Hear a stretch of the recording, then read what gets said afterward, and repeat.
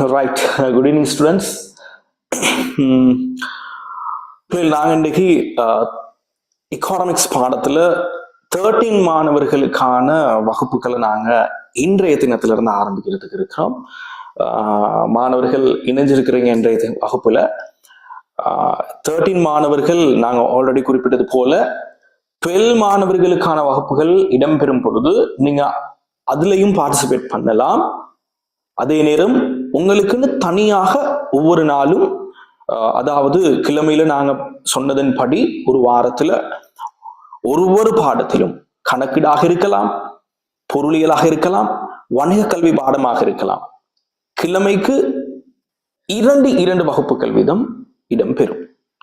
அது தரம் 12க்குரிய தரம் 12க்குரிய அந்த தேர்ச்சிகளை அல்லது அந்த 12ஆம் வகுப்பு மாணவர்களுக்கு 2 வகுப்புகள், தரம் 13ஆம் வகுப்பு மாணவர்களுக்கு 2 வகுப்புகள் என்ற படி ஒவ்வொரு வாரத்திலையும் வகுப்புகள் இடம்பெறும். நீங்க தேவை ஏற்படி 12 மாணவர்களுக்கு படிப்பிக்கிற நேரமும் நீங்க அதுல பார்ட்டிசிபேட் பண்ணலாம். அப்பதான் நாங்க இந்த 7 months யூனிஃபைடு எக்ஸாம் ப்ரோக்ராம்ல சார் ஹலோ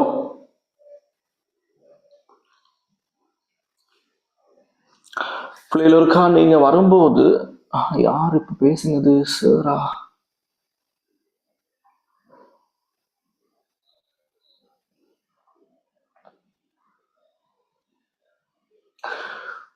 ரைட். பிள்ளைகள் நான் பேசுறது உங்களுக்கு தெளிவா கேக்குதா? நான் பேசுறது உங்களுக்கு தெளிவா கேக்குதா? வாய்ஸ் கிளாரிட்டி எல்லாம் என்ன மாதிரி? வீடியோ எல்லாம் கிளியரா இருக்கா? கொஞ்சம் செக் பண்ணுங்க பாப்போம். பெரும்பாலான மாணவர்கள் ஜூம்ல இணைஞ்சிருக்கிறீங்க. கொஞ்சம் செக் பண்ணுங்க பாப்போம்.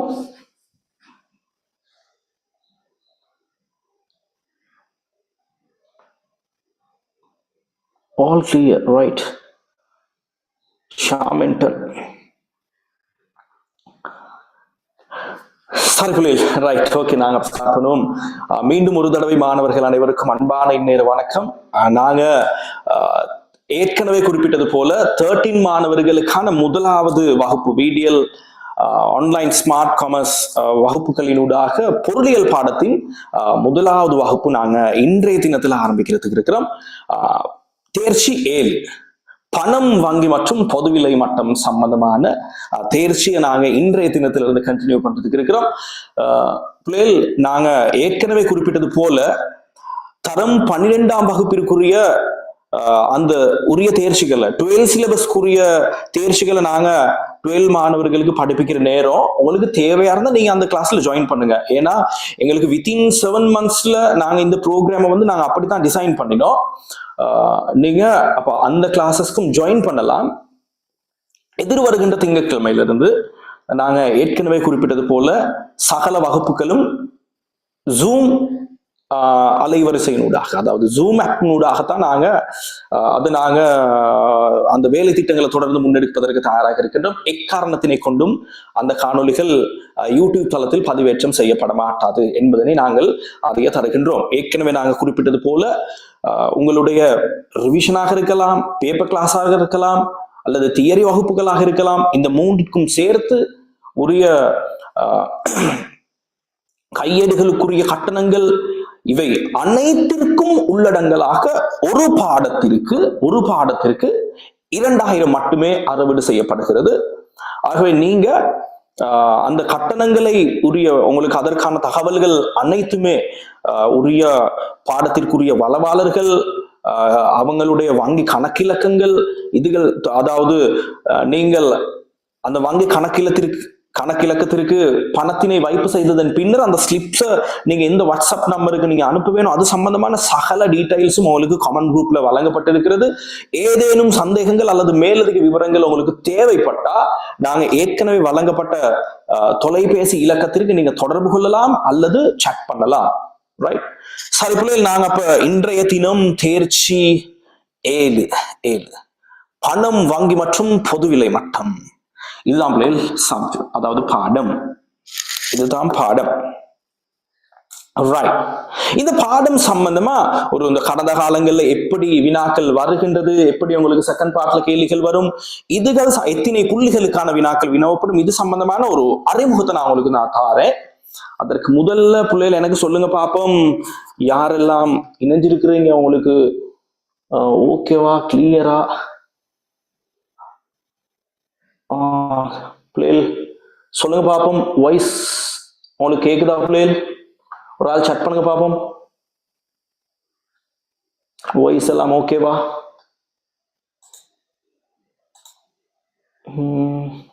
Clear, right, okay.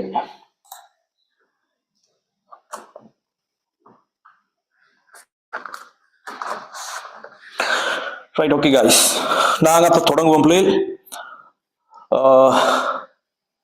பணம், வங்கி மற்றும் பொதுவிலை மட்டம்.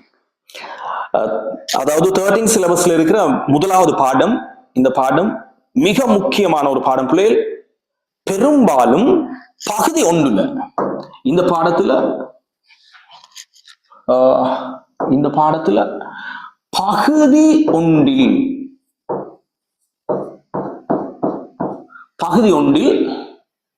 5 வினாக்கள்.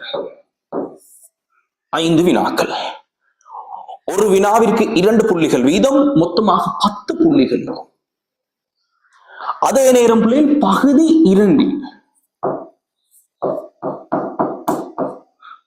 2ல பிரதான ஒரு வினா வரும், அதற்கு 20 புள்ளிகள்.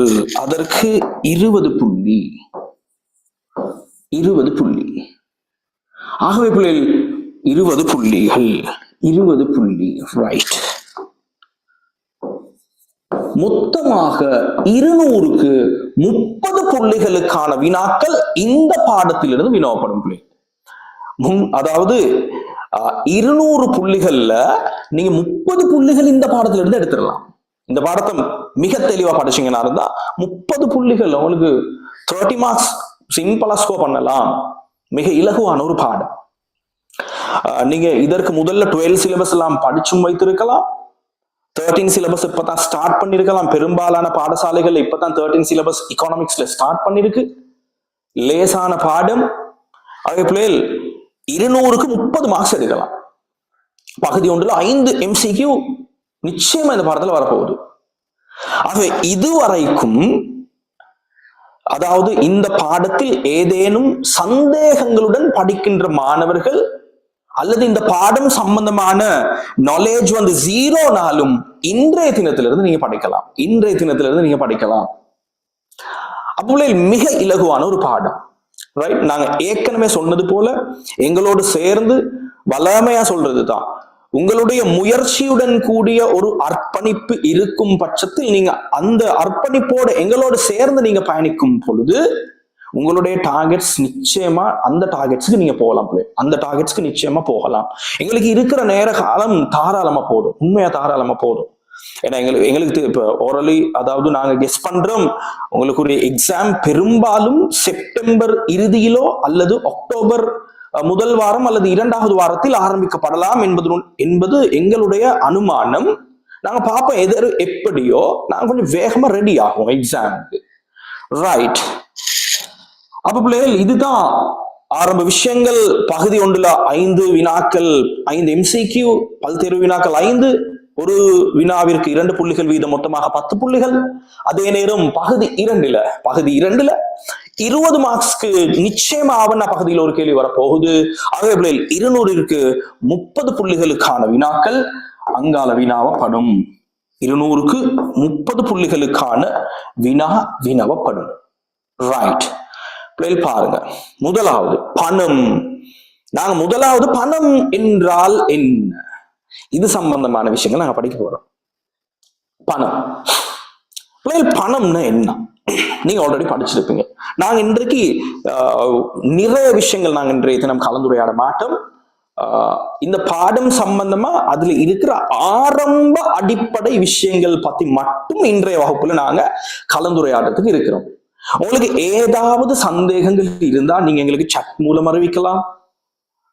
அதே நேரம் நீங்க இந்த காணொலி வந்து இந்த செஷன் எங்களுடைய யூடியூப் தளத்தினூடாகவும் லைவ் ஸ்ட்ரீம் செய்யப்பட்டு கொண்டிருக்கிறது.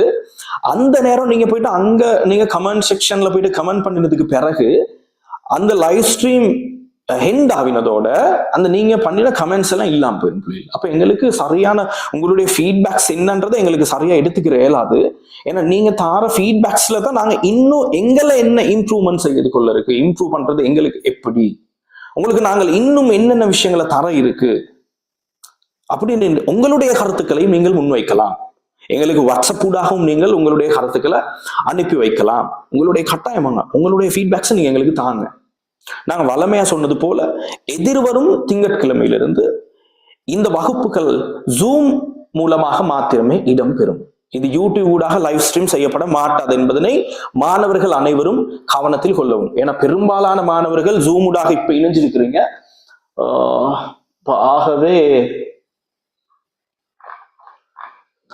நீங்க சொல்ற விஷயங்களை தெளிவா கவனிச்சுக்கோங்க பிள்ளை. ரைட், முதலாவது பணம் என்றால் என்ன? பணம் என்றால் என்ன பிள்ளைகள்? இந்த நாங்க வளமையா இதற்கு முதல்ல நீங்க பிசினஸ் ஸ்டடீஸ்லயும் படிச்சிருப்பீங்க. பணம் என்றால் என்ன, இந்த பணத்தினுடைய வளர்ச்சி கட்டம் எப்படி, என்னென்ன விஷயங்கள் பணமாக ஆரம்ப காலம் தொட்டு பயன்படுத்தப்பட்டு வந்திருக்கின்றது, அதாவது மனித நாகரீக வளர்ச்சி ஏற்பட்டதில் இருந்து பணத்தினுடைய வளர்ச்சி போக்கு எப்படி இருந்திருக்கின்றது, இது சம்பந்தமான விஷயங்களை நீங்க பிசினஸ் ஸ்டடீஸ்லயும் படிச்சிருக்கலாம், ஆல்ரெடி ஸ்கூல்ஸ்ல எக்கானமிக்ஸ்ல படிச்சிருக்கலாம், அல்லது அவ்வாறு படிச்சாலும் கூட சில நேரங்கள்ல இந்த பாடம் தொடர்பில் இன்னமும் சரியான ஐடியா இல்லாத மாணவர்கள், திரும்பியும் சொல்றேன், இந்த நேரத்துல இருந்து நீங்க மெனக்கட்டீங்கனாலும் நிச்சயமா உங்களுடைய பேருக்கு போகலாம். இந்த பாடத்துல நிச்சயமா 30 மார்க்ஸ் கேள்வி வரப்போகுது, எந்த டவுட்ஸுமே இல்லை. 30 மார்க்ஸ் கேள்வி வரப்போகுது, அதையும் நீங்க படிச்சுக்கிறீங்க. ரைட், முதலாவது பணம். பணம் பண்டங்கள் சேவைகளின் பரிமாற்றத்திற்கு, பண்டங்கள் சேவைகளின் பரிமாற்றத்திற்கு எல்லோராலும் ஏற்றுக்கொள்ளப்பட்டு அங்கீகரிக்கப்பட்ட,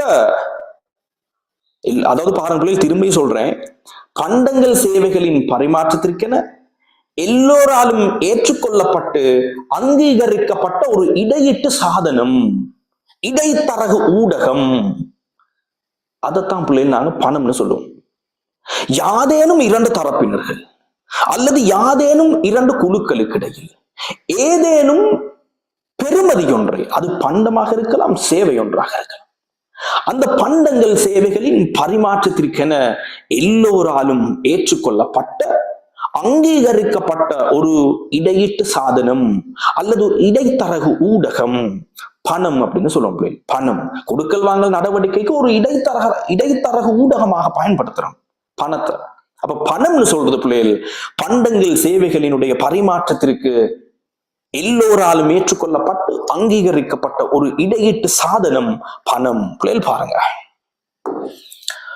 பொருட்கள் மற்றும் சேவைகளை பரிமாற்றம் செய்து கொள்வதற்கு ஒரு கொடுப்பனவு ஊடகம் ஒன்றாக பொதுவாக எல்லோராலும் ஏற்றுக்கொள்ளப்பட்ட சாதனம் அல்லது கருவி பணம் எனப்படும். பணம் எனப்படும். பண்டங்கள் சேவைகளின் பரிமாற்றத்திற்கென எல்லோராலும் ஏற்றுக்கொள்ளப்பட்டு அங்கீகரிக்கப்பட்ட ஒரு இடையீட்டு சாதனம் பணம் அப்படின்னு சொல்லுவோம். ரைட், அடுத்தது பிள்ளைகள் நவீன பொருளாதாரத்தின் பணத்தின் முக்கியத்துவம். நவீன பொருளாதாரத்தில் பணத்தின் முக்கியத்துவம். ரைட், நாங்க மெதுவாவே இந்த விஷயங்களை டிஸ்கஸ் பண்ணுவோம், மெதுவாவே டிஸ்கஸ் பண்ணுவோம். எந்த விதமான பிரச்சனையும் இல்லை. இப்பையிலிருந்து படிச்சீங்கனாலே நிச்சயமா உங்களுடைய பேருக்கு போகலாம். தாராளமா டைம் இருக்கு, வேகமா வேலை செய்யுங்க. ரைட், நவீன பொருளாதாரத்தின் பணத்தின் முக்கியத்துவம். முதலாவது, பண்ட மாற்று முறையில் காணப்பட்ட குறைபாடுகளை நிவர்த்தி செய்வதற்கு பிள்ளைகள் பாருங்க, முதலாவது பணத்தின் தோற்றமானது நேரடி பரிமாற்றத்தில் காணப்பட்ட குறைபாடுகளை நீக்கியது. பண்ட மாற்று முறைமையில் காணப்பட்ட குறைபாடுகளை நீக்கியது முதலாவது பாயிண்ட். நீங்க ஆல்ரெடி படிச்சிருப்பீங்க பண்ட மாற்று. பிள்ளைகள் பண்ட மாற்றுன்னு சொல்ற நேரம் மனித நாகரிகம் வளர்ச்சியடைய தொடங்கிய காலத்திலேயே பண்ட மாற்றுன்னு ஒரு விஷயம் ஏற்பட்டு விட்டது. அதாவது பண்டங்களுக்காக பண்டங்கள் பரிமாற்றப்பட்ட காலம், மனித நாகரீகம் வளர்ச்சி அடைய தொடங்கிய காலம். அப்படி பண்டங்களுக்காக பண்டங்கள் பரிமாற்றம் செய்யப்படுதல் பண்டமாற்று முறை. பண்டங்களுக்காக பண்டங்களை பரிமாற்றம் செய்யறது பண்டமாற்று முறை. பிள்ளைகள், அந்த பண்டமாற்று முறையில் காணப்பட்ட குறைபாடுகளை நிவர்த்தி செய்வதற்கு பணம் தோற்றம் பெற்றது. அப்ப பிள்ளைகள், இந்த ஆரம்ப காலத்துல என்னென்ன மாதிரியான பணங்கள் பயன்படுத்தப்பட்டு வந்தது, அதுகள் சம்பந்தமான விஷயங்களை நாங்க இப்ப அடுத்தடுத்து படிக்க போறோம். அப்படி பண்டமாற்றில் காணப்பட்ட குறைபாடுகள், விருப்பங்களின் இரட்டை பொருந்துகையின்மை, நாங்க அடுத்தடுத்து அந்த விஷயங்களை நாங்க கலந்துரையாடுறதுக்கு இருக்கிறோம். அடுத்தடுத்த விஷயங்கள் இப்ப தொடர்ந்து நாங்க அந்தந்த விஷயங்களை கலந்துரையாடுறதுக்கு இருக்கிறோம். அப்படி விருப்பங்களின் இரட்டை பொருந்துகையின்மை, பெருமதியிடுவதில் சிரமம், களஞ்சியப்படுத்தி வைப்பதில் சிரமம், கொண்டு செல்வதில் சிரமம், சிறிய சிறிய அலகுகளாக பிரிக்க முடியாமை பண்டமாற்று முறைமையில் காணப்பட்ட குறைபாடுகள். இந்த குறைபாடுகளை நீக்குவதற்கு பணம் தோற்றம் பெற்றது. பிள்ளைகள் பாருங்க, இப்ப நேரடி பரிமாற்றத்தில் காணப்பட்ட குறைபாடுகளை பணம் நீக்கியது. பிள்ளைகள் அடுத்தது பாருங்க, தொழில் பிரிப்பு, சிறப்பு தேர்ச்சி என்பன ஏற்பட்டு வர்த்தகம் வளர்ச்சி அடைவதற்கு அல்லது வர்த்தகம் சிறக்கும் இயல்பு பெறுவதற்கு உறுதுணையாக இருந்தது இந்த பணம். நீங்க ஆல்ரெடி பிசினஸ் ஸ்டடீஸ்ல படிச்சிருப்பீங்க, தொழில் பிரிப்பு என்றால் என்ன, சிறப்பு தேர்ச்சி என்றால் என்ன. அப்ப நாங்க அது சம்பந்தமா மிக நீண்ட நேரம் கலந்துரையாட வேண்டிய அவசியம் இல்ல. ஆனாலும் ஒரு சில சின்ன விளக்கங்களை நான் தாரேன், ஒரு சின்ன விளக்கம் நான் தாரேன். ரைட்? தொழில் பிரிப்பு. ஒரு தொழில் பல கட்டங்களாக பிரிக்கப்பட்டு, உதாரணத்துக்கு கார்மெண்ட் ஃபேக்டரி எடுத்துக்குவோம். கார்மெண்ட் ஃபேக்டரி இது சம்பந்தமான விஷயங்கள் நீங்க ஆல்ரெடி படிச்சிருப்பீங்க. ஆனாலும் உங்களுக்கு நான் சின்ன ஒரு எக்ஸாம்பிள் சொல்றேன். கார்மெண்ட் ஃபேக்டரி எடுத்துக்கிறோம். ஆடைகளை தைக்கின்ற அதாவது ஒரு குறிப்பிட்ட ஒரு போர்ஷன் எடுத்துக்கோ. நாங்க ஷர்ட்டை உற்பத்தி செய்யறாங்க. அங்க வந்து ஒரு இடத்துல ஷர்ட்டை தான் உற்பத்தி செய்யறாங்க. அந்த ஷர்ட்ல உதாரணத்துக்கு பாருங்க, ஷர்ட் பாடி, அதே மாதிரி ஷர்ட் கை, அதே மாதிரி ஷர்ட் காலர், பட்டன்ஸ். இதெல்லாம் ஒவ்வொரு தனித்தனி ஏரியால, அதாவது ஒவ்வொரு அந்த ஒரு குறிப்பிட்ட தொழில பல பிரிவுகளாக பிரிச்சிருப்பாங்க. ஒரு தொழில பல பிரிவுகளாக பிரிச்சிருப்பாங்க. ஒரு இடத்துல பொடியை தைப்பாங்க, ஒரு இடத்துல கையை, அதாவது அந்த ஷர்ட் கையை தைப்பாங்க, ஒரு இடத்துல பட்டன்ஸ் பிடிப்பாங்க. அப்ப பிள்ளைகள், அதாவது ஒரு தொழில் பல கட்டங்களாக பல பகுதிகளாக பிரிக்கப்பட்டு ஊழியங்கள் குழுக்களாக்கப்பட்டு, அது குரூப்ஸ் தான், ஊழியங்கள் குழுக்களாக்கப்பட்டு ஒரு தொழில் பூரணப்படுத்தப்படுமாக இருந்தால் அதை நாங்க சொல்லுவோம் பிள்ளைகள் தொழில் பிரிப்பு. அதை நாங்க சொல்லுவோம் தொழில் பிரிப்பு. பிசினஸ் ஸ்டடீஸ்ல நீங்க இது சம்பந்தமான தெளிவான விளக்கங்களை நீங்க படிச்சிருப்பீங்க. பிள்ளைகள் அடுத்தது பாருங்க, சிறப்பு தேர்ச்சி. பிள்ளைகள் சிறப்பு தேர்ச்சின்றது என்னது? சிறப்பு தேர்ச்சி என்பது ஒரு மனிதன் ஒரு தொழிலில் நீண்ட காலம் ஈடுபடுவதன் மூலம், அதில் அவர் பெற்றுக்கொள்கின்ற அறிவு, திறன், அனுபவம், ஆற்றல் என்பவற்றை அதாவது ஒரு தொழிலில் நீண்ட காலம் ஈடுபடுவதன் மூலம் அதில் ஒரு மனிதன் பெற்றுக்கொள்கின்ற அனுபவம், அறிவு, திறன், ஆற்றல், இதுகள் எல்லாமே சிறப்பு தேர்ச்சியா இருக்கும். நாங்க இது சம்பந்தமா மனித மூலதனத்திலையும் படிச்சிருக்கிறோம். எக்கானமிக்ஸ்ல ஒரு மனிதன் பெற்றுக்கொள்கின்ற விசேட திறன், ஒரு தொழிலில் நீண்ட காலம் ஈடுபடுவதன் மூலம் அதில் ஒரு மனிதன் பெற்றுக்கொள்கின்ற விசேட திறன் சிறப்பு தேர்ச்சி அப்படின்னு சொல்லலாம். அப்படி பாருங்க, தொழில் பிரிப்பு, சிறப்பு தேர்ச்சி என்பவற்றிற்கு வழிவகுத்ததுடன் உற்பத்தி, வியாபாரம், வர்த்தகம் என்பன வளர்ச்சி அடைவதற்கு வழிவகுத்து. இந்த பணத்தினுடைய முதலாவது முக்கியத்துவம் படிச்ச பண்டமாற்றில் காணப்பட்ட குறைபாடுகளை நிவர்த்தி செய்தது.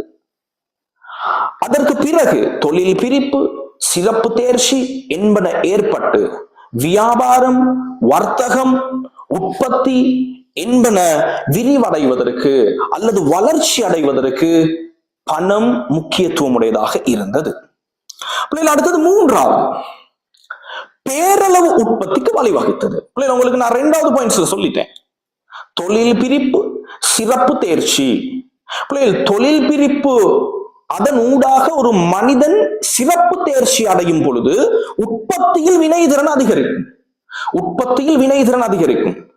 அப்ப அது உற்பத்தியில் வினைதிறன் அதிகரிக்குது அப்படின்னு சொன்னாலே அந்த குறிப்பிட்ட பண்டங்கள் சேவைகளை உற்பத்தி செய்வதற்கான செலவு குறையுது என்பது அர்த்தம். அப்ப அந்த பொருளாதாரத்தில் உற்பத்தி பெருக்கமடையும், உற்பத்தி அதிகரிக்கும். அப்ப பேரளவு உற்பத்தி அதிகரிக்கும். அதுதான் சொல்றாங்க. பாருங்க, பணமானது பேரளவு உற்பத்திக்கு வழிவகுத்ததுடன் பொருளாதார வளர்ச்சியை அடையவும் வழிவகுத்தது. பொருளாதார வளர்ச்சியை அடையவும் வழிவகுத்தது. ஏதாவது சந்தேகங்கள் இருந்தா நீங்க சட் பண்ணுங்க பாப்போம். ஏதாவது சந்தேகங்கள் இருந்தா சட் பண்ணுங்க பிள்ளை.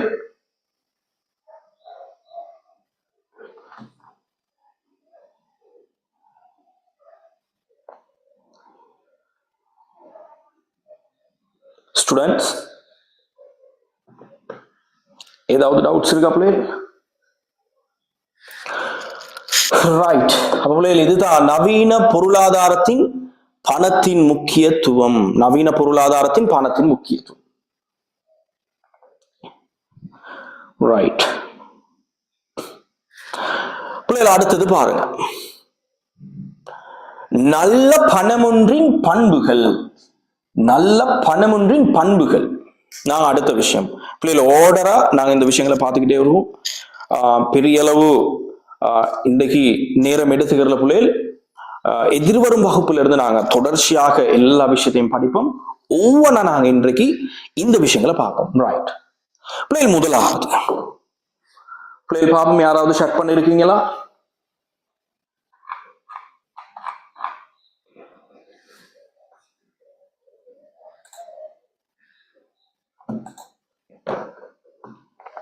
ரைட். பிள்ளைகள் பாருங்க, முதலாவது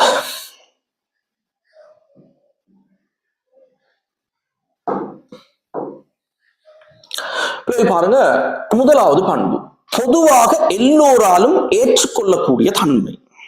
பொதுவாக எல்லோராலும் ஏற்றுக்கொள்ளக்கூடிய தன்மை. இது என்ன? பிள்ளைகள், பண்டங்கள் சேவைகளின் பரிமாற்றத்தின் பொழுது யாராலையும் பணத்தை நிராகரிக்க முடியாது. இது என்னால வாங்க இயலாது, இதனை நான் ஏற்றுக்கொள்ள மாட்டேன் அப்படின்னு சொல்லி பணத்தை நிராகரிக்க முடியாது. கொடுக்கல் வாங்கல் நடவடிக்கையின் பொழுது எல்லோராலும் ஏற்றுக்கொள்ளப்பட்டு அங்கீகரிக்கப்பட்ட ஒரு இடையீட்டு சாதனம் பணம். ஆகவே நல்ல பணத்தினுடைய பிரதான பண்பு, அந்த கொடுக்கல் வாங்கல் நடவடிக்கையின் பொழுது குறிப்பிட்ட பணத்தை யாராலும் நிராகரிக்கப்பட முடியாது, எல்லோராலும் ஏற்றுக்கொள்ளப்படல் வேண்டும் என்பதுதான் அதனுடைய கருத்து. அடுத்தது பாருங்க, நீண்ட காலத்திற்கு நிலைத்திருத்தல். நீண்ட காலத்திற்கு நிலைத்திருத்தல். பிள்ளைகள், பணம் என்பது நீண்ட காலம் நிலைத்திருக்கக்கூடியது, அழிவடையாதது அல்லது தேய்வடையாதது. பிள்ளைகள், இன்னைக்கு இல்ல நான் தேய்வடையாததுன்னு சொல்றது பணத்தின் பெருமதியே இல்லை. நான் இன்னைக்குல பணத்தின் பெருமதி சம்பந்தமா தேய்வடையாததுன்னு சொல்லல. நான் சொல்றேன், அந்த குறிப்பிட்ட பணம் என்ற அந்த பௌதிக அடிப்படையிலான அந்த பணம் நீண்ட காலம் பயன்படுத்தக்கூடியது, அழிவடையாதது. அழிவடையாதது காலந்தோறும் அதனை கொடுக்கல் வாங்கல் நடவடிக்கைக்கு பயன்படுத்தக்கூடிய விதத்தில் அக்குறிப்பிட்ட பணம் தயாரிக்கப்பட்டிருக்கும். அப்படி பாருங்க, நீண்ட காலத்திற்கு நிலைத்திருத்தல். அடுத்தது பிள்ளைகள், ஓரினத்தன்மை. ஓரினத்தன்மை.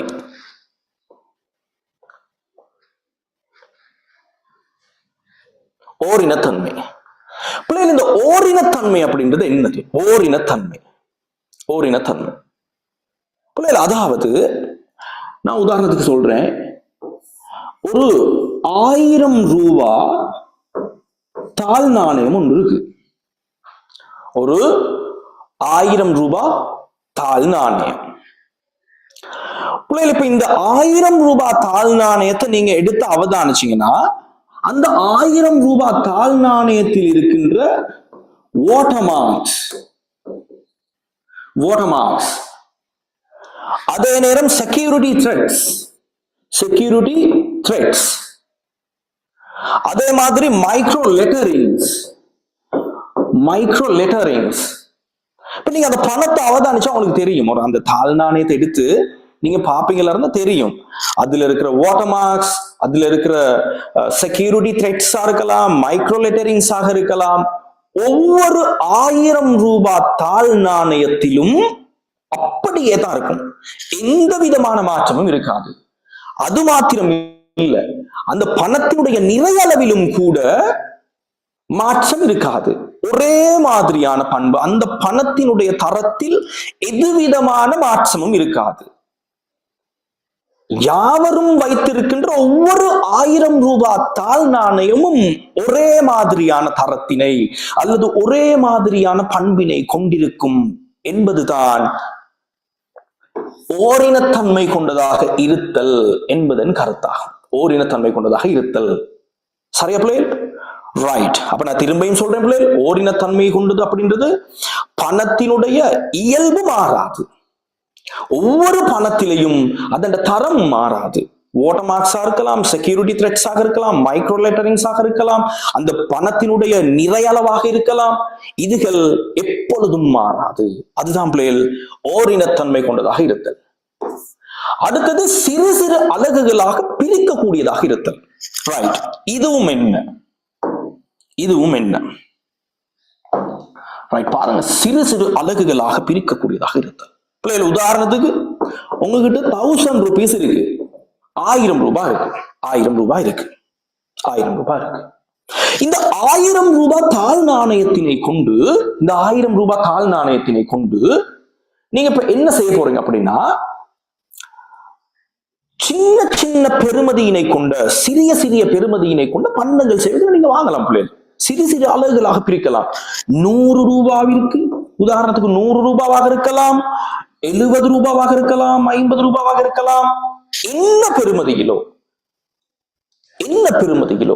இந்த 1000 ரூபாவினை கொண்டு அவ்வாறு வெவ்வேறுபட்ட சிறிய அளவில் அல்லது சிறிய பெருமதியினை கொண்ட பண்டங்கள் சேவைகள் அவங்களுக்கு கொள்வனவு செய்யக்கூடிய இயலுமை இருக்கின்றது பிள்ளைகள். ஆகவே குறிப்பிட்ட பணம் அதாவது அந்த குறிப்பிட்ட பணத்தை சிறு சிறு அலகுகளாக எங்களுக்கு பிரிக்க முடியும். இதுதான் பிள்ளைகள் அதனுடைய கருத்து. அதாவது சிறு சிறு அலகுகளாக பிரிக்கக்கூடியதாக இருத்தது. ரைட். பிள்ளைகள் இந்த 5வது விஷயம் பெருமதி நிலையானதாக இருத்தது. பிள்ளைகள் இப்ப எங்களுடைய இலங்கை நாட்டை பொறுத்த வரையில பணத்தின் பெருமதி நிலையாக இருக்கும் அப்படின்னு சொல்ல இயலாது. இப்ப இந்த கடந்த காலங்கள்ல ஸ்ரீலங்காட இன்ஃபிலேஷன் ஒப்பிடுற நேரம் எங்களுடைய நாட்டுல பணத்தின் பெருமதி நிலையா ஸ்டேபிளா அல்லது கன்ஸ்டன்டா லாங் டைம் ஒண்ணு இருக்கும் அப்படின்னு சொல்லி எங்களுக்கு இப்போதைக்கு சொல்ல இயலாது. கடந்த காலங்கள்ல நாங்க அதுதான் பார்த்துட்டு வந்தோம். அதுதான் அவதானிச்சுக்கிட்டே இருக்கிறோம். எங்கட நாட்டுல பண்டங்கள் சேவைகளின் விலைவாசி பாதி அளவில் ஒவ்வொரு காலம் தோறும் தளம்பல் அடைந்து கொண்டே தான் இருக்கிறது. பிள்ளைகள் பணத்தின் பெருமதி உண்மையாக நல்ல பணத்தின் பண்புகள்ல பணத்தின் பெருமதி நிலையாக இருக்க வேண்டும் அப்படின்னு சொன்னா ஒரு குறிப்பிட்ட மேச்சூரிட்டி பீரியட் வரைக்கும், ஒரு குறிப்பிட்ட கால இடைவெளி வரைக்கும் குறிப்பிட்ட பணத்தின் பெருமதி மாறாது. அது நிலையாகவே இருக்க வேண்டும் என்பது அதனுடைய கருத்து. ஆனா பிராக்டிகலி அடிக்கடி மாறுது. ஓகே, அது பிராக்டிகலி அடிக்கடி மாறுது. ஆனால் ஒரு குறிப்பிட்ட கால இடைவெளியில் பணத்தின் பெருமதி நிலையாக இருக்கும் என்பது இதன் கருத்து. அதே நேரம் பிள்ளைகள் உங்களுக்கு தெரியும், சட்ட ரீதியான அங்கீகாரத்தை கொண்டிருக்கும், ஒரு நாட்டினுடைய மத்திய வங்கியின் ஆளுநரால் சட்ட ரீதியாக வெளியீடு செய்யக்கூடிய பணம் சட்ட ரீதியான அங்கீகாரத்தினை கொண்டிருக்கும். எல்லோராலும் ஏற்றுக்கொள்ளப்படுதல் வேண்டும், சட்ட ரீதியாக ஏற்றுக்கொள்ளப்படல் வேண்டும். ரைட். அடுத்தது பாருங்க பிள்ளைகள், பணத்தின் கிடைப்பனவு மிகையாகவோ அல்லது குறைவாகவோ இல்லாமல் இருத்தல். இது மிக முக்கியமான பாயிண்ட். பணத்தின் கிடைப்பனவு மிகையாகவோ அல்லது குறைவாகவோ இல்லாதிருத்தல். ரைட்.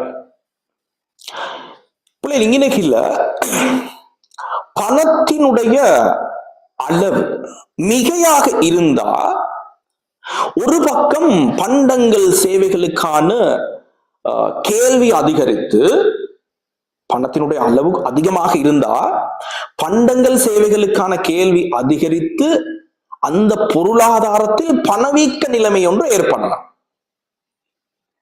பணவீக்க நிலைமை ஒன்று ஏற்படலாம்.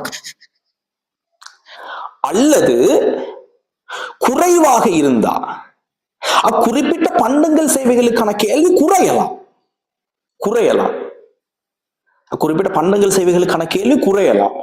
இது சம்பந்தமான விஷயம் நாங்க இந்த பணத்தினுடைய நிரம்பலளவு அதிகரித்தாலோ அல்லது நிரம்பலளவு குறைந்தாலோ பொருளாதாரத்திற்கு என்ன மாதிரியான பாதிப்புகளை ஏற்படுத்தும். பிள்ளைகள் பாதிப்புன்னு சொல்ற நேரம் நாங்க யோசிக்கிறது தீமைங்க. அதாவது பிள்ளைகள் பாதிப்புன்னு சொல்றது அந்த பொருளாதாரத்திற்கு ஏற்படுத்தக்கூடிய நன்மைகள், அப்பொருளாதாரத்திற்கு ஏற்படுத்தக்கூடிய தீமைகள் சம்பந்தமான விஷயங்களை நாங்க எதிர்வரும் வகுப்புகள்ல தொடர்ந்து படிக்கிறதுக்கு இருக்கிறோம். ஆகவே பிள்ளைகள் பணத்தினுடைய நிரம்பல் அளவு, அதாவது பணத்தின் அளவு பாருங்க, பணத்தின் கிடைப்பனவு அளவு, பணத்தினுடைய கிடைப்பன அளவு மிகையாகவோ அல்லது குறைவாகவோ இருக்காது. மிகையார்ந்த பண்டங்கள் சேவைகளுக்கான கேள்வி அதிகரிக்கும். அப்ப பொருட்கள் சேவைகளினுடைய விலைவாசி அதிகரித்து நாட்டில் இன்ஃபிலேஷன் பணவீக்கம் ஏற்படும். குறைவாக இருந்தால் பண்டங்கள் சேவைகள் மீதான கேள்வி குறையும். பண்டங்கள் சேவைகள் மீதான கேள்வி குறையும். உற்பத்தியாளர்கள் ஊக்கமிழந்து தன்னுடைய உற்பத்தி அளவு குறைக்க பார்ப்பாங்க. அப்படி ஒரு சந்தர்ப்பம் இருக்கு. ஆகவே மிகையாகவோ குறைவாகவோ இருக்காது. ரைட். அடுத்தது பிள்ளை, போலி பணத்தை உருவாக்க முடியாத சிக்கலான உருவமைப்பை கொண்டிருத்தல். போலி பணத்தை உருவாக்க முடியாத சிக்கலான உருவமைப்பை கொண்டிருத்தல். நான் ஏற்கனவே சொன்னது போல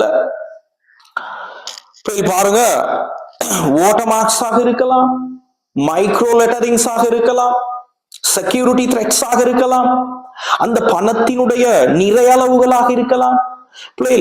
இது எல்லாமே அந்த பணத்தினுடைய அல்லது அந்த பணத்தின் மீதான நம்பிக்கையினை வளர்க்கக்கூடிய விதத்துல, ஒரு பணத்தினுடைய மதிப்புன்னு சொல்றது அந்த பணத்தின் மீது மக்கள் கொண்டிருக்கின்ற நம்பிக்கை, அந்த பணத்தின் மீது மக்கள் கொண்டிருக்கின்ற நம்பிக்கை. ஆகவே இந்த பணத்தில் இருக்கின்ற பண்பில் ஏதேனும் தனி மனிதர்களாக, அதாவது சட்ட ரீதியா இல்லாம சட்ட ரீதியற்ற முறையில் மாற்றத்தினை ஏற்படுத்தக்கூடியதாக இருந்தால் அந்த பணம் தொடர்பில் மக்களிடம் மதிப்பு இல்லாம போயிடும், நம்பிக்கை இல்லாம போயிடும், நம்பிக்கையின்மை ஏற்படும். அப்ப நல்ல பணம் ஒன்றினுடைய பண்பு அப்படின்னு சொல்றது போலிகளை உருவாக்க முடியாத, பாருங்க, போலிகளை உருவாக்க முடியாத சிக்கலான உருவமைப்பை கொண்டிருக்கும். தன்னிச்சையாக பணத்தினுடைய பண்பில் எதுவிதமான மாற்றத்தையும் ஏற்படுத்த முடியாது, சட்ட ரீதியற்ற முறையில் எதுவிதமான மாற்றத்தையும் ஏற்படுத்த முடியாது. நீங்க எடுத்து பார்த்தா வேலை, ஒரு தாள் நாணயத்தை எடுத்து பாருங்க, அதுல இருக்கிற வாட்டர்மார்க்ஸாக இருக்கலாம், செக்யூரிட்டி த்ரெட்ஸாக இருக்கலாம், அதுல இருக்கு செக்யூரிட்டி த்ரெட்ஸாக இருக்கலாம், சின்ன சின்ன அந்த மைக்ரோ லெட்டரிங்ஸாக இருக்கலாம், அந்த பணத்தினுடைய அளவுகளாக இருக்கலாம். அதுல சட்ட ரீதியற்ற முறையில் தன்னிச்சையாக எதுவிதமான மாற்றத்தையும் ஏற்படுத்த முடியாது. அதாவது அந்த பணத்தினுடைய பண்பியல்பில் எதுவிதமான மாற்றத்தையும் ஏற்படுத்த முடியாது. அவ்வாறு ஏற்படுத்தப்பட்டால் அது போலியாக மாறிவிடும். அதாவது போலிகளை உருவாக்க, அதாவது போலி பணமாக மாறிவிடும். ஆகவே பிள்ளைகள், போலிகளை உருவாக்காத சிக்கலான உருவமைப்பை குறிப்பிட்ட ஒரு நல்ல பணம் கொண்டிருக்கும். அதே நேரம் இலகுவாக இனம் காணக்கூடியதாக இருக்கும். பிள்ளைகள் இலகுவாக இனம் காணலாம். பாருங்க, நீங்க எடுத்ததோட பார்த்ததோட உங்களுக்கு சொல்லலாம், இது வந்தா 50 ரூபா, இது 100 ரூபா. பிள்ளைகள் அதை கண்ணால பாக்குற நேரம் உங்களுக்கு இலகுவா அடையாளம் காணும். சில நபருக்கு அந்த பணத்தை தொட்டுணரும் பொழுது, சில நேரங்கள்ல பணத்தை தொட்டுணரும் பொழுது அந்த பணத்தினுடைய பெருமதியை சில ஆக்களுக்கு சொல்ல இயலும். அப்ப ஒரு குறிப்பிட்ட பணத்தை கண்ணால பார்க்கிற நேரமோ, குறிப்பிட்ட பணத்தை கண்களால் பார்க்கிற நேரமோ, அல்லது குறிப்பிட்ட பணத்தை தொட்டுணரும் பொழுதும் கூட அந்த பணத்தை இலகுவாக ரியலைஸ் பண்ணலாம், அடையாளம் காணலாம். அதுதான் பிள்ளைகள் சொல்லி இருக்கிறாங்க. அடுத்தது இலகுவாக கொண்டு செல்லக்கூடியதாக இருத்தல். இலகுவாக கொண்டு செல்லக்கூடியதாக இருத்தல். பிள்ளைகள் உங்களுக்கு தெரியும், ஆல்ரெடி நீங்க படிச்சிருப்பீங்க, பண்டமாற்று முறை பார்ட்டர் சிஸ்டத்துல ஏற்கனவே இருந்து, அதாவது பண்டமாற்று முறைமையில் காணப்பட்ட குறைபாடுகளில் ஒன்று பணத்தை கொண்டு செல்றதுக்கு இயலாது.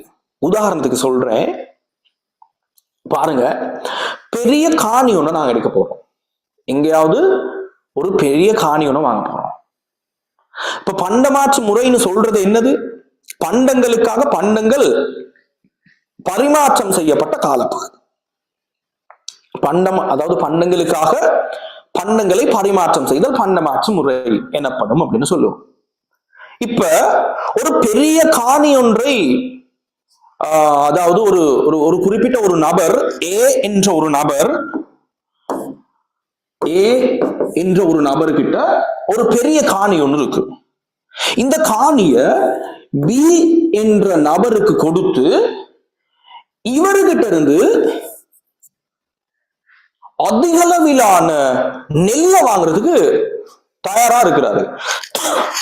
அதிகளவிலான நெல்லை வாங்குறதுக்கு தயாரா இருக்கிறாரு.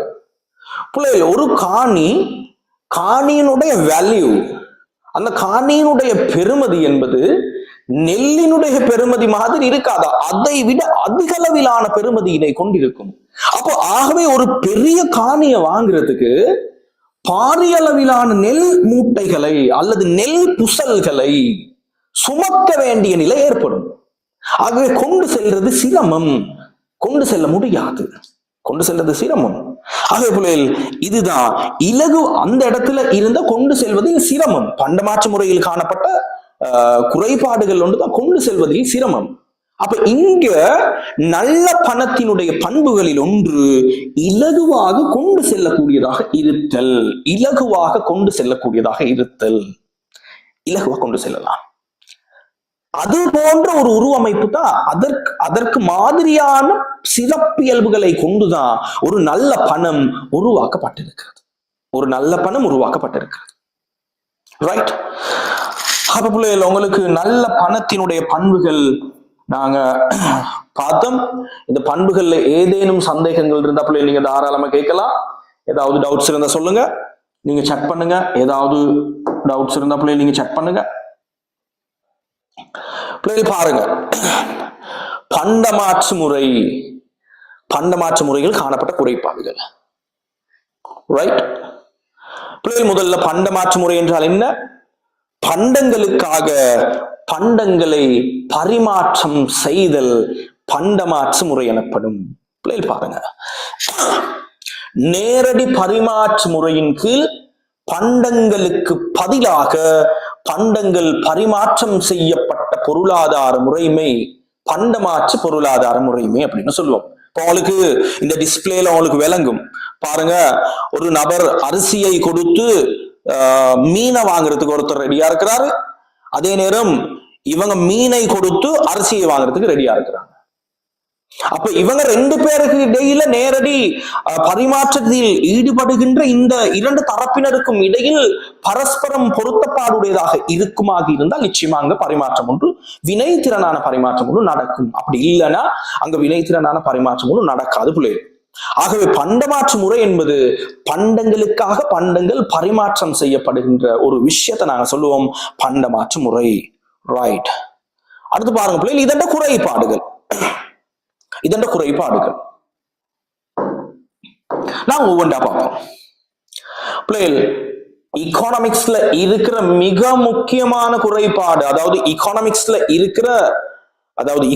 பாடத்துல இந்த பண்டமாற்று முறையில் காணப்பட்ட குறைபாடுகளில் மிக முக்கியமான ஒரு குறைபாடை நாங்க பார்க்கிறது விருப்பங்களின் இரட்டை பொருந்துகையின்மை. டபுள் கன்சிடன்ஸ் ஆஃப் வாண்ட்ஸ்னு சொல்லுவோம் நாங்க. விருப்பங்களின் இரட்டை பொருந்துகை. அந்த விருப்பங்களின் இரட்டை பொருந்துகை இன்மை தான் பண்டமாற்று முறையில் காணப்பட்ட குறைபாடுகள் மிக பிரதான குறைபாடு, மிக பிரதான குறைபாடு. நான் சொல்றேன், இந்த விருப்பங்களின் இரட்டை பொருந்துகைனா என்ன, பொருந்துகை இன்மைனா என்ன, இது சம்பந்தமாக கடந்த காலங்களில் பகுதி 2 மிக பிரதான வினாக்கள் வந்திருக்குது. விருப்பங்களின் இரட்டை பொருந்துகையின்மை என்றால் என்ன? உதாரணங்களுடன் உமது விடையை விளக்குக. கடந்த காலங்களில் பரீட்சை வினா, இறுதி பரீட்சையில இந்த கேள்வி கேட்கப்பட்டிருக்கிறது. நீங்களும் படிச்சுக்கிறீங்க, ரைட்? பிள்ளைகள் தெளிவா விளங்கிக்கோங்க. நேரடி பரிமாற்றத்தில் ஈடுபடக்கூடிய பிள்ளைகள் பாருங்க, யாரு டவுட்ஸ் கேட்டிருக்கிறீங்களா? Right, okay. அதாவது பிள்ளைகள் நேரடி பரிமாற்றத்தில் ஈடுபடுகின்ற ரெண்டு தரப்பினர், அது ரெண்டு தனிநபராக இருக்கலாம் அல்லது ரெண்டு குழுக்களாக இருக்கலாம். அந்த நேரடி பரிமாற்ற நடவடிக்கையில் ஈடுபடுகின்ற அந்த ரெண்டு தரப்பினரினதும் பரஸ்பரம் பொருத்தப்பாடுடையதாக இருக்கும் பட்சத்தில் மாத்திரமே அங்கு வினைத்திறனான பரிமாற்ற நடவடிக்கை ஒன்று இடம்பெறும். அந்த யாதேனும் இரண்டு தரப்பினர் அல்லது ரெண்டு குழு, அந்த ரெண்டு குழுக்களுக்கு இடையில் பரஸ்பரம், அதாவது நேரடி பரிமாற்றத்தில் ஈடுபடக்கூடிய அந்த இரண்டு தரப்பினர்களுக்கு இடையில பரஸ்பரம் பொருத்தப்பாடுடையதாக இருக்கும் பட்சத்தில் மாத்திரமே அங்க வினைத்திறனான பரிமாற்ற நடவடிக்கை ஒன்று இடம்பெறும். உதாரணத்துக்கு பிள்ளைகள் பாருங்க, உதாரணத்துக்கு நாங்க சொல்லுவோம்,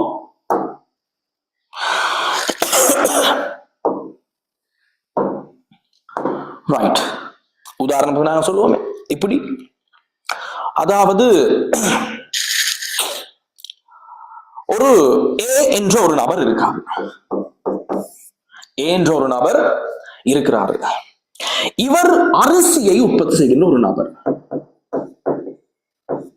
இவர் என்னத்தை உற்பத்தி செய்ய போறாரு? அரிசியை உற்பத்தி செய்ய போறாரு. இவருக்கு நான் அது ஒரு வேற கலர்ல நோட் பண்றேன் பிள்ளைகள். இவருக்கு அவசியமானது தேயிலை. இப்ப இந்த ஏ என்ற நபர்கிட்ட தன்னுடைய தேவைக்கு மேலதிகமாக அரிசியை உற்பத்தி செய்து வைத்திருக்கின்றார். ஆனா இவருக்கு இப்ப தேயிலை அவசியமாக இருக்கின்றது. இப்ப பி என்ற ஒரு நபர் இருக்கிறாரு.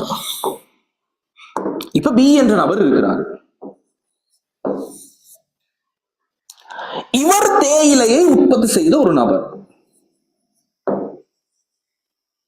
தேயிலையை உற்பத்தி செய்கிறார்.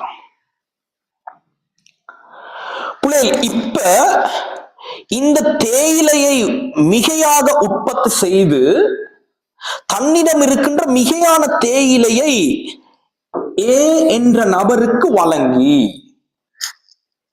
இவரிடம் மிகையாக இருக்கின்ற இந்த அரிசியினை கொள்வனவு செய்வதற்கு பி என்ற நபர் விரும்புவாராக இருந்தால் அங்கு அந்த ரெண்டு தரப்பினருக்கும் இடையில் பரஸ்பர பொருத்தப்பாட்டு தன்மை நிச்சயமா இருக்கு. ஆகவே இந்த ரெண்டு பேருக்கு இடையில வினைத்திறனான பரிமாற்றம் ஒன்று இடம்பெறும். வினைத்திறனான பரிமாற்றம் ஒன்று நிச்சயமா நிகழும். ஏன்? ஏ என்ற நபர் அரிசியை உற்பத்தி செய்து தன்னுடைய தேவைக்கு மேலதிகமாக இருக்கின்ற அரிசியினை பி என்ற நபருக்கு கொடுத்து அவரிடமிருந்து அவர் உற்பத்தி செய்த தேயிலையினுடைய மிகை உற்பத்தியின் அளவை ஏ என்ற நபர் கொள்வனவு செய்யறதுக்கு விரும்புகிறார். அதே மாதிரி பி என்ற நபர் தன்னிடம் இருக்கின்ற மிகை உற்பத்தியான தேயிலையின் அளவை ஏ என்ற நபருக்கு கொடுத்து இவரிடம் இருந்து அரிசியினை பெற்றுக்கொள்வதற்கு விரும்புவாராக இருந்தால் அங்கு நேரடியாக ரெண்டு தரப்பினர்களுக்கும் இடையில் பரஸ்பர பொருத்தப்பாட்டு தன்மை இருக்குது. ஆகவே அந்த இடத்துல வினைத்திறனான பரிமாற்றம் நிகழும், நிச்சயமா நிகழும். பிள்ளைகள் இப்ப இன்னைக்குல விருப்பங்களின் இரட்டை பொருந்துகை தான் இப்ப நான் இந்த இடத்துல படிப்பிச்சது. இப்ப நாங்க பண்டமாற்று முறையில் காணப்பட்ட விருப்பங்களின் இரட்டை பொருந்துகை ஈன்மை. இது என்னன்னா, ஓகே, இப்ப என்ன நடக்குதுன்னா, ஏ என்ற நபர் தன்னிடம் இருக்கின்ற மேலதிக உற்பத்தி மிகை உற்பத்தியான அரிசியினை பி என்ற நபருக்கு அல்லது ஏதேனும் ஒரு நபருக்கு வழங்கி அவருக்கு தேவையான தேயிலையை கொள்வனவு செய்வதற்கு விரும்புகின்றார். யாரு? இந்த ஏ என்ற நபர். ஆனா இந்த பி என்ற நபர் தன்னிடம் இருக்கின்ற மிகை உற்பத்தியான தேயிலையின் அளவை என்ற நபருக்கு கொடுத்து அரிசியினை வாங்குவதற்கு விரும்பவில்லை என்றால் அந்த வினைத்திறனான பரிமாற்ற நடவடிக்கை ஒன்று இடம்பெறாது. ஏன்னா இவருக்கு மாத்திரமே விருப்பம், யாருக்கு? என்ற நபருக்கு மாத்திரம் மிகை உற்பத்தியான அரிசியினை பி என்ற நபருக்கு வழங்கி பீயினால் உற்பத்தி செய்யப்பட்ட மிகை உற்பத்தியின் அளவான தேயிலையினை கொள்வனவு செய்வதற்கு மட்டும் தான் விரும்புறாரு. ஆனா பி என்ன செய்யல? பிக்கு விருப்பம் இல்ல, பி என்ற நபருக்கு விருப்பம் இல்ல. தேயிலையினுடைய மிகை உற்பத்தியின் அளவை பியிற்கு வழங்கி பியிடம் இருக்கின்ற மிகை உற்பத்தியின் அளவாகிய அரிசியினை பெற்றுக் கொள்வதற்கு பி என்ற நபருக்கு விருப்பம் இல்ல. அப்ப அந்த இடத்துல விருப்பங்களின் இரட்டை பொருந்துகை ஈன்மை என்ற ஒன்று அந்த பிரச்சனை ஏற்படுகிறது. ஆகவே ரெண்டு தரப்பினருக்கும் இடையில வினைத்திறனான பரிமாற்ற நடவடிக்கை ஒன்று இடம்பெறாது. அவ்வாறு வினைத்திறனான பரிமாற்ற நடவடிக்கை ஒன்று இடம்பெற வேண்டுமாக இருந்தால் அவங்க ரெண்டு பேருக்கும் இடையில பிள்ளைகள் பரஸ்பரம் பொருத்தப்பாட்டு தன்மையுடையதாக இருத்தல் வேண்டும். அப்படியானால் இவர் என்ன செய்ய வேண்டும்? இந்த என்ற நபர் தன்னிடம் இருக்கின்ற மிகை உற்பத்தியாகிய அரிசியினை பெற்றுக்கொண்டு தேயிலையினை பரிமாற்றுவதற்கு தயாரான ஒரு நபர் வரும் வரைக்கும் இந்த என்ற நபர் காத்திருத்தல் வேண்டும். என்ற நபர் காத்திருத்தல் வேண்டும். அது வரைக்கும் வினைத்திறனான பரிமாற்றம் ஒன்று அங்க இடம் பெறாது பிள்ளைகள். ஆகவே எக்கானமிக்ஸ்ல கடந்த காலத்துல வந்த மிக முக்கியமான கேள்விதான் பிள்ளைகள், விருப்பங்களின் இரட்டை பொருந்துகையின்மை என்றால் என்ன? உதாரணங்களுடன் விளக்குக. உதாரணங்களுடன் விளக்குக. பிள்ளைகள் மிக முக்கியமான ஒரு குறைபாடு, பண்டமாற்றில் காணப்பட்ட மிக முக்கியமான ஒரு குறைபாடு. ரைட், இனி நாங்க அடுத்த விஷயங்களை வேகமா பார்ப்போம்.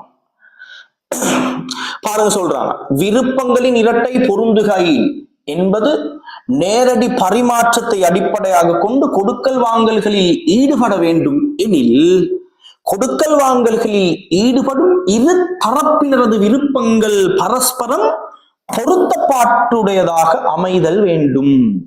அவ்வாறு பரஸ்பரம் பொருத்தப்பாட்டு தன்மை இல்லாட்டி, பொருத்தமுடையதாக இல்லாமல் இருந்தால் அங்க வினைத்திறனான பரிமாற்றம் ஒன்று பிள்ளைகள் இடம் பெறாது. வினைத்திறனான பரிமாற்றம் ஒன்று நடக்காது. ரைட், இத்தகைய பரஸ்பர பொருத்தப்பாட்டு தன்மை காணப்படாத பட்சத்தில் கொடுக்கல் வாங்கல் நிகழ்வதில்லை. கொடுக்கல் வாங்கல் நிகழ்வதில்லை. அடுத்தது பிள்ளைகள் பாருங்க, கொடுக்கல் வாங்கல் நிகழ்றது இல்லை. அடுத்தது பொருட்களின் பிரிபடாதன்மை. பொருட்களின் பிரிபடாதன்மை. ரைட், நாங்க எப்படி செய்வோம்? அதாவது என்னன்னா, இப்படி எடுத்துக்குவோம். ஒரு நபர், திரும்ப இதே ஒரு எக்ஸாம்பிள் விளங்கப்படுத்துறேன் பிள்ளை. ஒரு நபர் இருக்காரு, ஏ என்ற ஒரு நபர். ரைட், இவரு மாடுகளை வளர்க்கிறாரு. இவரு மாடுகளை வளர்க்கிறவர். பி என்ற நபர் நெல் உற்பத்தி செய்கின்ற நபர். நெல் உற்பத்தி செய்கின்ற நபர். பி என்ற நபர் நெல் உற்பத்தி செய்கின்ற நபர். ரைட், இப்ப பண்டங்களுக்காக பண்டங்கள் பரிமாற்றம் செய்யப்படுதல் பண்டமாற்று. பி என்ற நபர் நினைக்கிறாரு தனக்கு மாட்டிறைச்சி அவசியம். தனக்கு மாட்டிறைச்சி அவசியம். அதற்காக தன்னிடம் இருக்கின்ற நெல்லின் ஒரு பகுதியை ஏ என்ற நபருக்கு வழங்கி ஏ என்ற நபரிடம் இருக்கின்ற மாடுகளை அல்லது மாட கேட்பாராக இருந்தா அவருக்கு அங்க சிறிய சிறிய அழகா பிரிக்கல. அது ஏன்? எக்ஸாம்பிள் பாருங்க, மாடை வெட்டினா மாடு இறந்துரும். மாடை பிரிக்க இயலாது. எங்களுக்கு சின்ன சின்ன அழகா பிரிக்க இயலாது. ஏன்னா அதனுடைய பெருமதிக்கு ஏற்ற முறையில் இதை பிரிக்க இயலாது. நெல்லினுடைய பெருமதி ஒன்று, மாட்டினுடைய பெருமதி ஒன்று. நெல்லினுடைய பெருமதி ஒன்று, அந்த மாட்டினுடைய பெருமதி ஒன்று. அவ்வளவு பாருங்க, பொருட்களின் பிரிபடா தன்மை. அதே மாதிரி தான் அடுத்தது, பொருட்கள் மற்றும் சேவைகளின் பெருமதியை அளவிட பொதுவான அளவிட்டு கருதி ஒன்று காணப்படாமை. அதே விஷயம்தான்.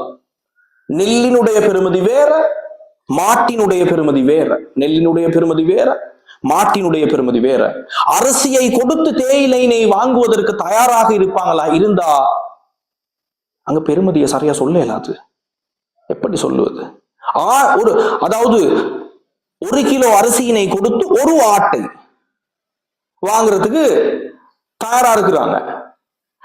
அரிசி 1 கிலோவினுடைய பெருமதி வேறு, ஒரு ஆட்டினுடைய பெருமதி வேறு. சரியான முறையில் பெருமதியை அளவீடு செய்ய முடியாமல் இருக்கின்றது.